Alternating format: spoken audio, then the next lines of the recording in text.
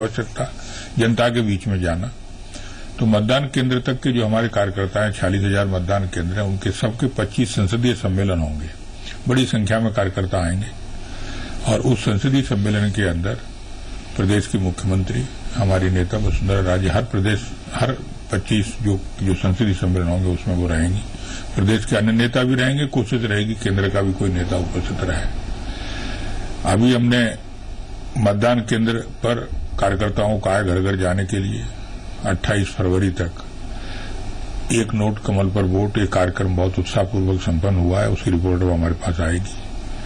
तो ये सारी की सारी तैयारियां हमारी इस तरह की हैं कि जिसके आधार पर हमको पूरा भरोसा है कि प्रदेश में जो विधानसभा के समय जो लहर चली थी भारतीय जनता पार्टी के पक्ष में, जिससे अप्रत्याशित परिणाम आए, सारे पोल फेल हो गए, ओपिनियन पोल, उसी तरह का एक परिणाम हमको लोकसभा के समय में देखने को मिलेगा। कप्तान सिंह जी, ये जो अभी एक विचार चला है कि वोट के पहले वोट, आप लोग पार्टी में कार्यकर्ताओं के इंटरनल वोटिंग करा रहे हैं, वोटिंग करा के आधार पर निर्णय कर रहे हैं।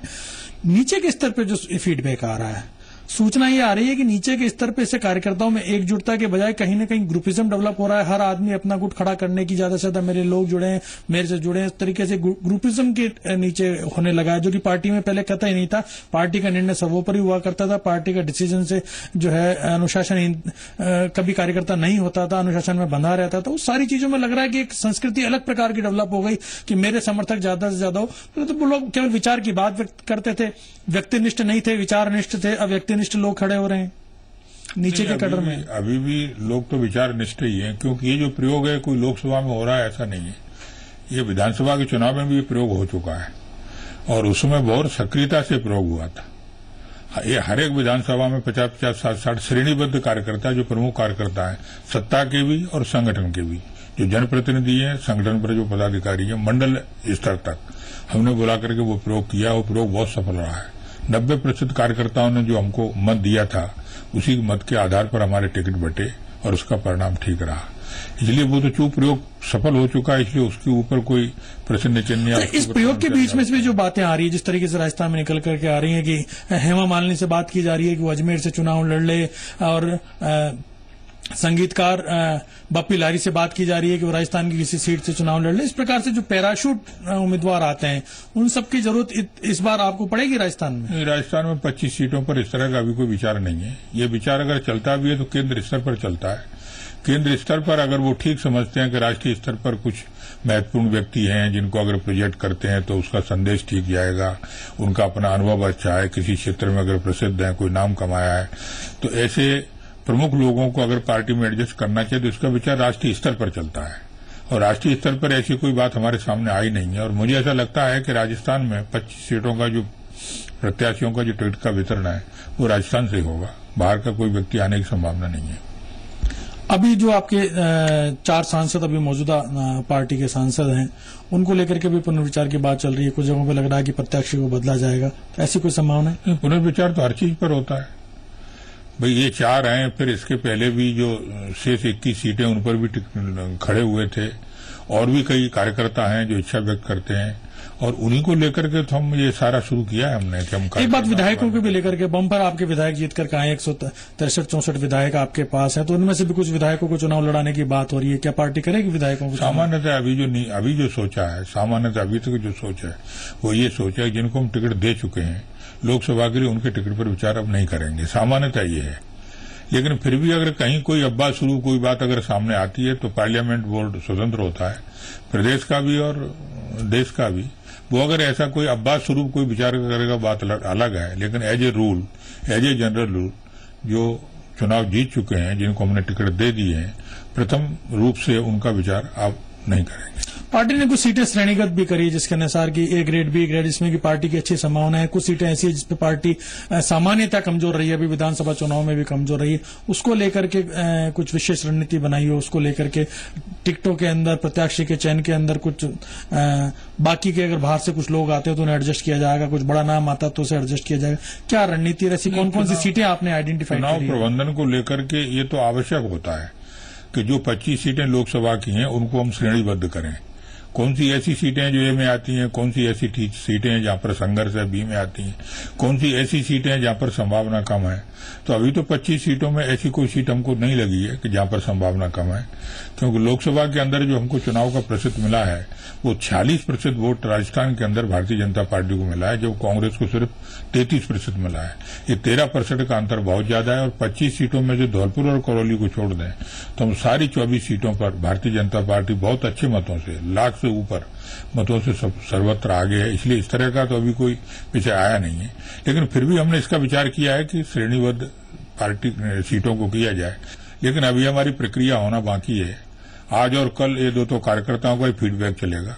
इसके पश्चात हम अपने प्रमुख कार्यकर्ताओं को लेकर के, जो हमारे लोकसभा के संयोजक हैं, हमारे प्रदेश के पदाधिकारी हैं, इन सबको लेकर के हम बैठेंगे और विचार करेंगे। फिर 1-2 दिन चुनाव की जो प्रबंध समिति रहती है स्टेट की, उनके साथ विचार करेंगे। अभी हम एक छोटे से ब्रेक के लिए रुक रहे हैं।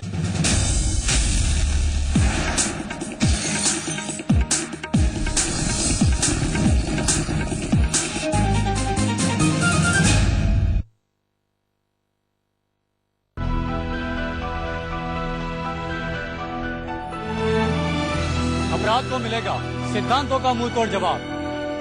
देखिए कलेक्टर साहब, सोमवार से गुरुवार रात 10 बजे मेरे साथ टाटा स्काई चैनल नंबर 168 पर। जमाना बदल रहा है, आप भी बदलिए। लाइए पीसीएम का अचार मसाला और नींबू अचार मसाला। पीसीएम मसाले।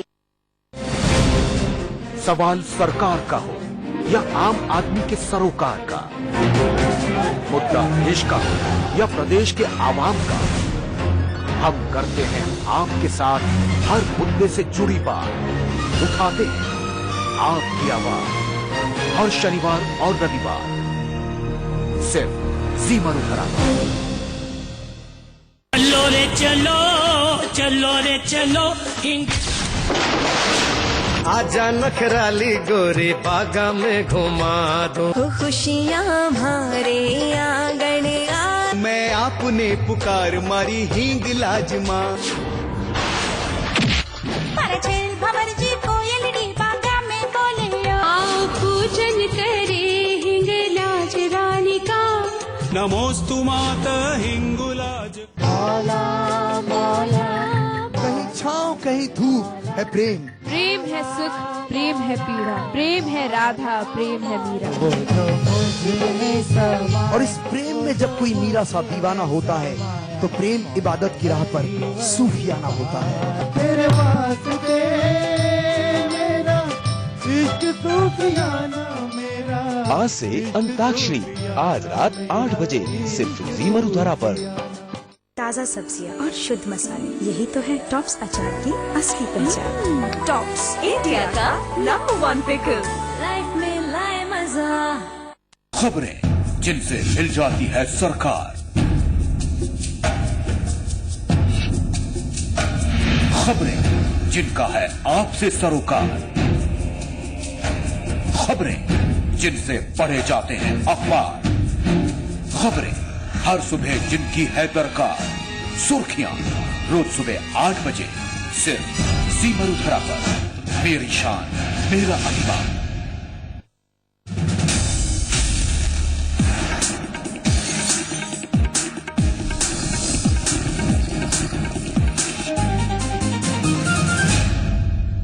कप्तान सिंह जी, सरकार आपको प्रचंड बहुमत के साथ आई है आपका क्या कहना है? सरकार ठीक दिशा में चल रही है? लगभग 3 माह होने को आए। अब 3 माह में जो सरकार ने किया, क्या पार्टी के जो क्राइटेरियाज हैं, पार्टी की सोच के अंदर ठीक है सब कुछ? देखिए, जो कुछ सफलता हमको विधानसभा के चुनाव में मिली है, ये जो आप कह रहे हैं इससे मैं पूरी तरह से सहमत हूं कि भूतों न भविष्यति इस तरह की सफलता है, और ये किसी ने भी नहीं सोची थी।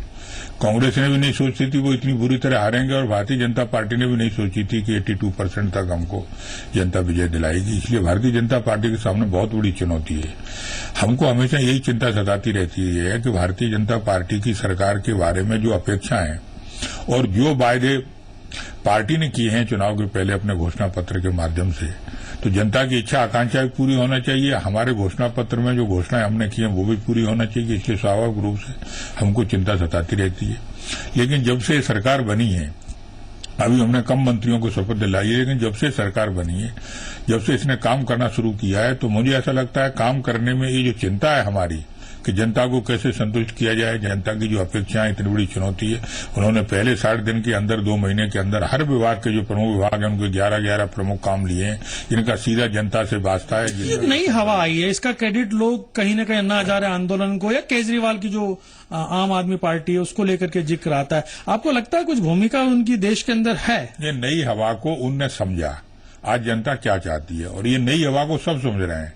हर एक पार्टी इस नई हवा को समझ रही है। नई हवा को कोई अन्ना हजारे ने समझा ऐसा नहीं है, नई हवा को समझ रहे हैं। जरा विचार करें कि अन्ना हजारे का प्रमुख मुद्दा तो भ्रष्टाचार रोकना था ना, वो जन लोकपाल की बात कर रहे थे। इस देश के अंदर भ्रष्टाचार रोकना चाहिए, कालाधन विदेशों से वापस आना चाहिए, उस पर नियंत्रण लगना चाहिए। सबसे पहली बात किसने उठाई? सबसे पहले तो लाल कृष्ण आडवाणी जी ने उठाई, उन्हें अपना मुद्दा बनाया। 2009 के अंदर नहीं, लोगों ने तो उस मुद्दे पर आप पे विश्वास नहीं किया। आज की तारीख में भी लोग ये विषय अलग है, लेकिन हम जनता के बीच में जाकर के जनता जो चाहती है, और जो सबसे बड़ा अवगुण है, सबसे बड़ा दोष है, सबसे बड़ी बीमारी इस देश की है, उसकी तरफ इंगित करने का काम अन्ना हजारे ने बाद में किया है। कहीं न कहीं देश के जो राजनीतिक प्रतिष्ठान हैं, राजनीतिक पार्टियां हैं, उनके प्रति अविश्वास तो जनता में पैदा हुआ है, और उसी का परिणाम है कि इस प्रकार की अविश्वास पैदा हुआ। और उसी के कारण हम देख रहे हैं कि केंद्र के अंदर और कई प्रदेशों के अंदर बहुमत वाली सरकारें नहीं बन रही हैं। केंद्र के अंदर तो गठबंधन वाली सरकार बनानी पड़ रही है। उसका क्या मतलब, क्या गठबंधन सरकार क्यों बनानी पड़ रही है? क्यों किसी एक पार्टी पर पूरा भरोसा जनता का नहीं है। तो ये तो ध्यान में आ रहा है कि जनता में अविश्वास उठ रहा है। उस अविश्वास को मिटाना और विश्वास को जीतना प्रत्येक राजनीतिक पार्टी का कर्तव्य है, और भारतीय जनता पार्टी उसी के अंदर लगी हुई है। इसलिए 2014 के चुनाव में हमने सीधे 272 प्लस की बात की है। और ये तो reserve bank of India governor ने भी कहा है कि अगर 2014 में जो सरकार केंद्र में बनेगी और मजबूत और स्थायी सरकार अगर नहीं बनी तो देश की आर्थिक स्थिति बहुत खराब हो जाएगी। आज पार्टी के केंद्रीय नेतृत्व में आप शामिल हैं। जो नई चुनौती ये पैदा हुई है और जो हालात देश के अंदर बन रहे हैं, जिस तरीके से हर तरफ से नई पार्टी की बात निकल करके आ रही है, उसके बीच में आपको लगता है कि आपका जो मिशन 72 है वो आपको मिल पाएगा? मिशन 72 मिलेगा, क्योंकि हवा उस तरह की है और उसका सेमीफाइनल हो चुका है। हमने राजस्थान के, छत्तीसगढ़ के, मध्य प्रदेश के चुनाव में सब कुछ देखा है। राजस्थान के प्रभारी है, राजस्थान में कहीं आपको चुनौती दिखती है नए दलों की? नहीं, राजस्थान में चुनौती नहीं हो, लेकिन राजस्थान के अंदर में ऐसा नहीं मानते कि चुनौती नहीं है। चुनाव मैदान के अंदर देखिए, सबसे बड़ी चुनौती ये होती है कि जनता संतुष्ट होनी चाहिए, जनता खुश होना चाहिए, जनता का विश्वास हमको मिलना चाहिए, उनकी आत्मीयता हमको मिलना चाहिए। और एक ऐसी चीज है, वो जितना करोगे उतना कम है। हम तो जनता की सेवा में लगे हुए हैं, जनता की भलाई चाहते हैं, और राजस्थान को भी हम उसी श्रेणी में लाना चाहते हैं जिस श्रेणी में आज मध्य प्रदेश है, छत्तीसगढ़ है, गुजरात है।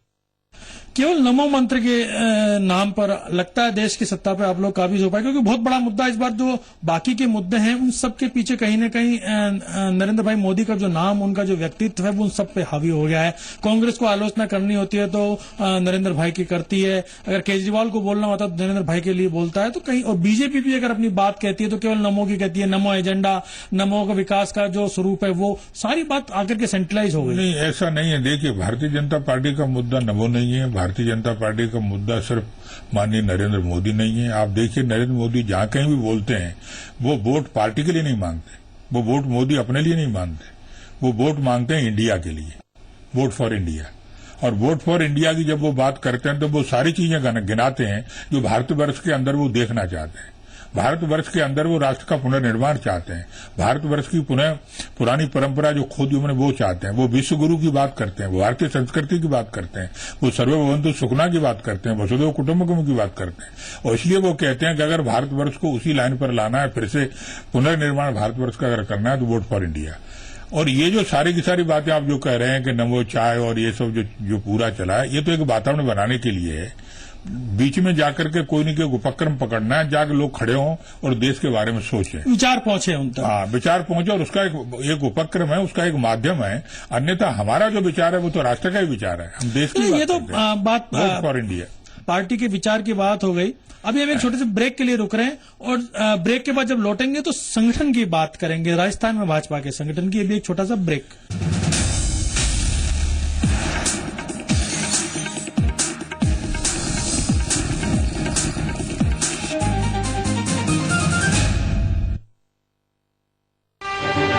मनुष्य होना भाग्य की बात है, परंतु देशभक्त होना सौभाग्य की बात है। हक बात की खातर कट मरना बात खाकर कुछ करना, ये काम जुनू करवाता है, ये समझ अकल के काम नहीं। अनन्य सम्मान रविवार रात 8 बजे सिर्फ जी न्यूज पर। अनन्य सम्मान powered by Aadhaar group, innovation with hard work, सह प्रायोजक पतंजलि गाय का शुद्ध देसी घी, पौष्टिक एवं दानेदार, और Syska LED lights, light years ahead.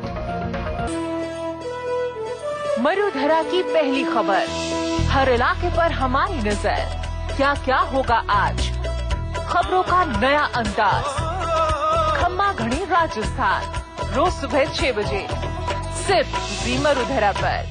मेरी शान मेरा अभिमान। जम के खाओ, खूब पचाओ। माहेश्वरी फार्मास्यूटिकल द्वारा निर्मित त्रिंगासव खून की कमी को दूर करे, तंदुरुस्त और स्वस्थ बनाए। आयुष द्वारा प्रमाणित त्रिंगासव।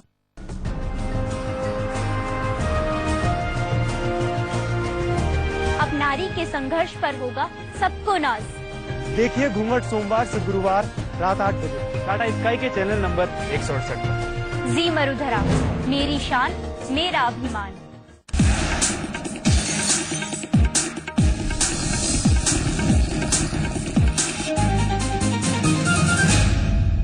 कप्तान सिंह जी, राजस्थान में भारतीय जनता पार्टी के प्रदेश संगठन में अभी परिवर्तन हुआ है।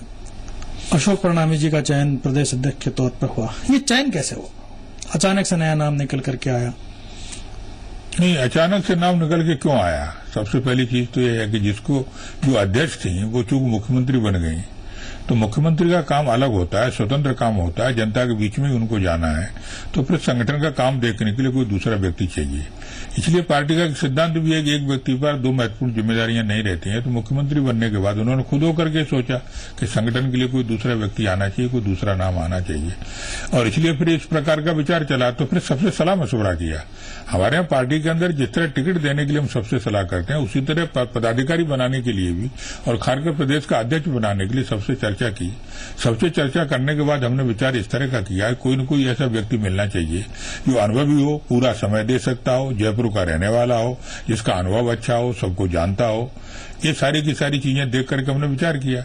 और दूसरा ये भी विचार किया कि वो पार्टी की टीम बन करके पूरा का पूरा काम करे। बात यही है जो हमने पार्टी की टीम के नाम पर जब आ रहा है तो प्रदेश में एक तरीके का संकेत ये जा रहा है कि कहीं न कहीं पार्टी जो है एक अम्ब्रेला के नीचे आप लोगों ने कर दी। वसुंधरा जी का नेतृत्व के आगे कोई आपने विचार की जगह नहीं छोड़ी। जिस तरीके से अशोक परनामी जी का नाम आया, लगता है कि पूर्णतया पार्टी निष्ठ के साथ में वसुनिष्ठ ज्यादा है और उसी क्राइटेरिया पे आपने प्रदेश देखिए, इस समय एक बात हमको मानना पड़ेगी कि राजस्थान के अंदर भारतीय जनता पार्टी वसुंधरा जी की तरफ देखती है। हमने वसुंधरा जी को नेता करके स्थापित किया है और इस बात को हमने अच्छी तरह समझ लिया था, इसलिए हमने उनको प्रदेश का नेतृत्व उनको दिया।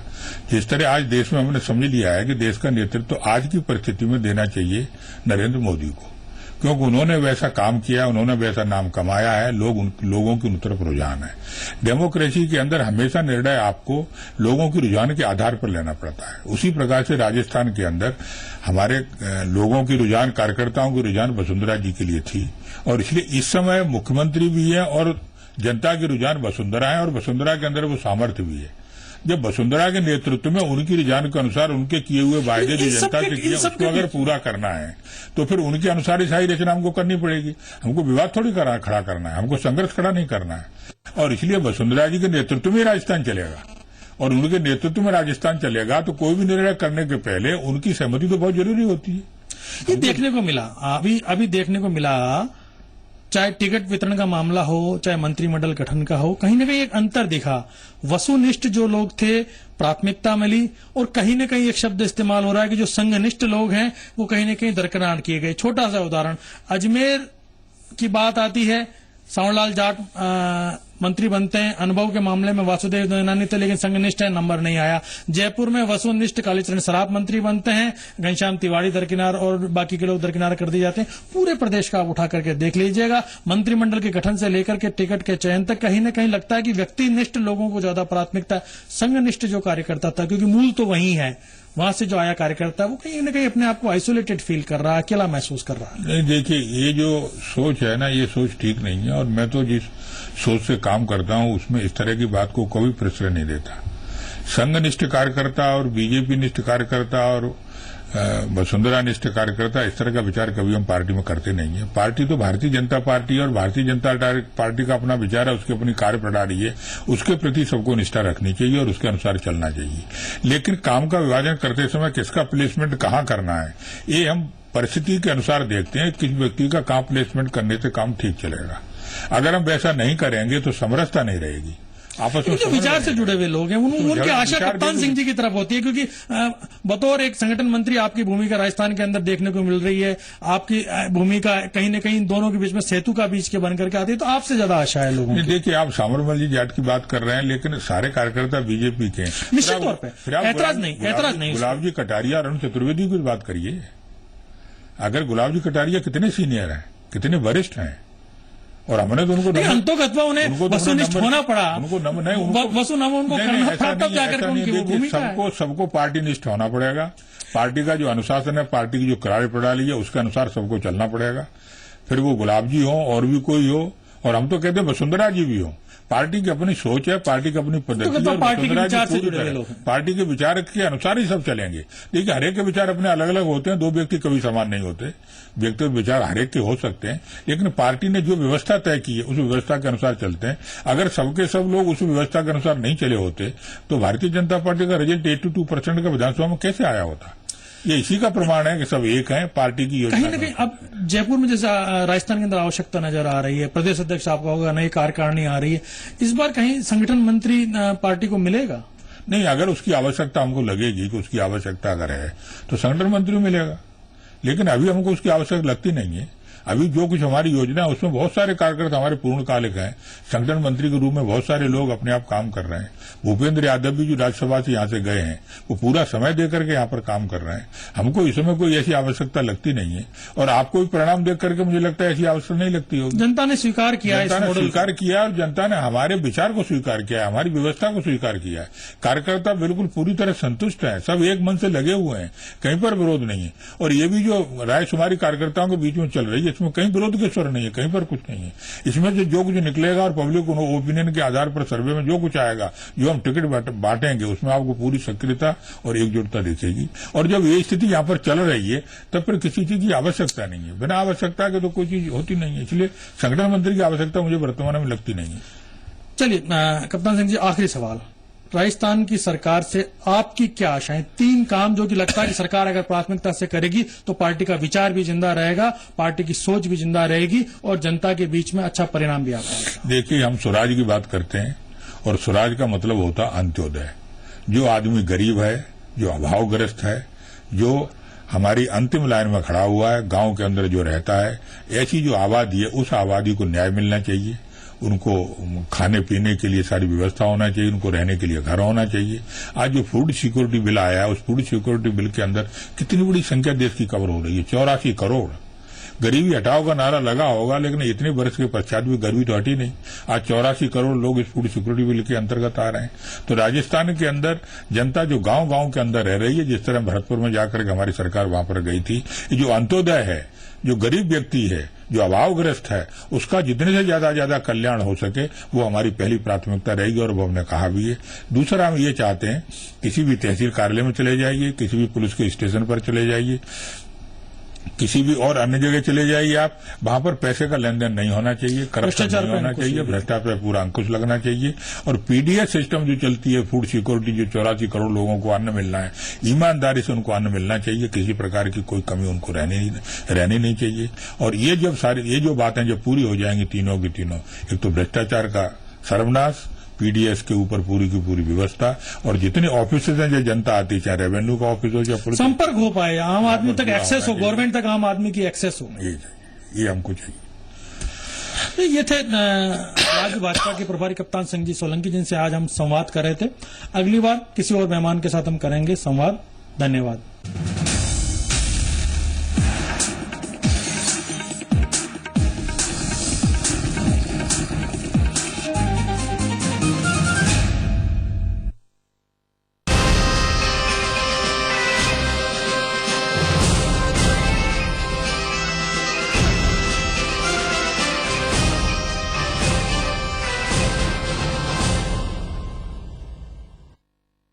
अनन्य सम्मान powered by Aadhaar group, innovation with hard work. सह प्रायोजक पतंजलि गाय का शुद्ध देसी घी, पौष्टिक एवं दानेदार। और Syska LED lights, light years ahead. कहीं छाँव कहीं धूप है प्रेम। प्रेम है सुख, प्रेम है पीड़ा, प्रेम है राधा, प्रेम है मीरा। और इस प्रेम में जब कोई मीरा सा दीवाना होता है तो प्रेम इबादत की राह पर सूफियाना होता है। तेरे वास्ते मेरा इश्क सूफियाना मेरा। आज से अंताक्षरी, आज रात 8 बजे सिर्फ जी मरुधरा पर। प्रदेश की हर खबर, चप्पे चप्पे पर नजर, खबरें लगातार, तेज रफ्तार, बिना रुके बिना थके। मरुधर एक्सप्रेस रोज सुबह 8:30 बजे जी मरुधरा पर। मेरी शान मेरा अभिमान। दिन भर की वो बड़ी खबरें जिन्होंने राजनीतिक गलियारों में बढ़ाई सरगर्मियां, अर्थव्यवस्था को दी रफ्तार, कारोबार को चमक, जो लाई खेल के मैदान में तूफान और फूकी बॉलीवुड में नई जान। खबर दिन भर रोज रात 11 बजे जी मरुधरा पर। मेरी शान मेरा अभिमान। जायकेदार खाना, लजीज व्यंजन और स्वादिष्ट पकवान। जितना खूबसूरत है राजस्थान, उतना ही स्वादिष्ट है यहाँ का खान पान। जैसी सौंधी मिट्टी वैसा ही एहसास। जानिए कैसे बनते हैं ये स्वाद के रिश्ते। रजवाड़ी रसोई, शनिवार और रविवार दोपहर 1:30 बजे जी मरुधरा पर। मेरी शान मेरा अभिमान। मनुष्य होना भाग्य की बात है, परंतु देशभक्त होना सौभाग्य की बात है। हक बात की खातर कट मरना, हक बात की खातर कुछ करना, ये काम जुनू करवाता है, ये समझ अकल के काम नहीं। अनन्य सम्मान रविवार रात 8 बजे सिर्फ जी न्यूज पर। अनन्य सम्मान powered by Aadhaar group, innovation with hard work. सह प्रायोजक पतंजलि गाय का शुद्ध देसी घी, पौष्टिक एवं दानेदार। और Syska LED lights, light years ahead.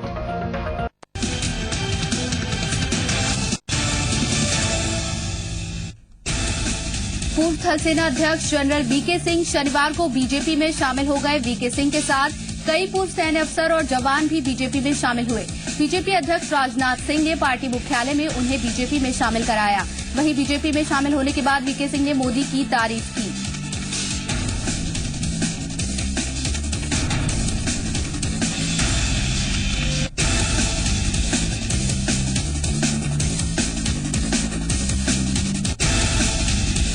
Item dancer Rakhi Sawant BJP के लिए चुनाव प्रचार करेंगी। शनिवार को दिल्ली स्थित पार्टी दफ्तर में अचानक पहुंची राखी सावंत ने सबको हैरान कर दिया। जब उनसे पूछा गया कि वो बीजेपी को समर्थन करेंगी तो राखी ने कहा कि जैसे वो मीडिया की बेटी है वैसे ही बीजेपी की भी बेटी है। राखी के मुताबिक वो चाहती है कि राजनाथ सिंह और नरेंद्र मोदी राजनीति में उनके गॉडफादर बने।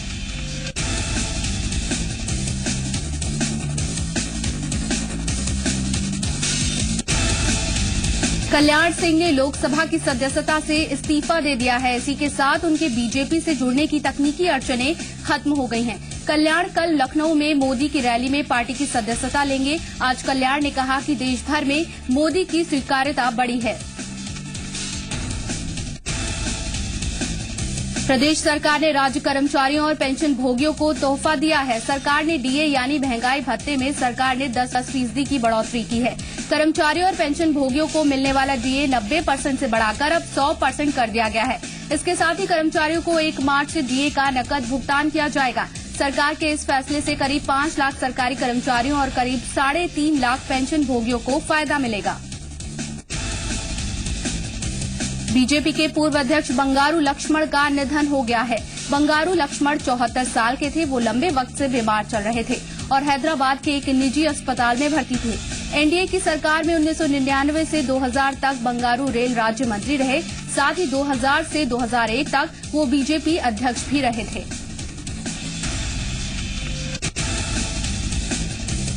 झालावाड़ के बोरेली गांव में महिला के साथ गैंगरेप का मामला सामने आया है। गांव के ही 2 लोगों ने महिला के साथ गैंगरेप किया और घर में रखे 22,000 रुपए और महिला के जेवर लेकर फरार हो गए। पुलिस ने मामला दर्ज कर लिया है और फरार आरोपियों की तलाश सरगर्मी से कर रही है। उदयपुर के एक होटल शेरेटन में आज सुबह आग लग गई। ये आग होटल की बेसमेंट में लगी। फायर ब्रिगेड की 8 गाड़ियों ने करीब 1.5 घंटे की मशक्कत के बाद आग पर काबू पाया।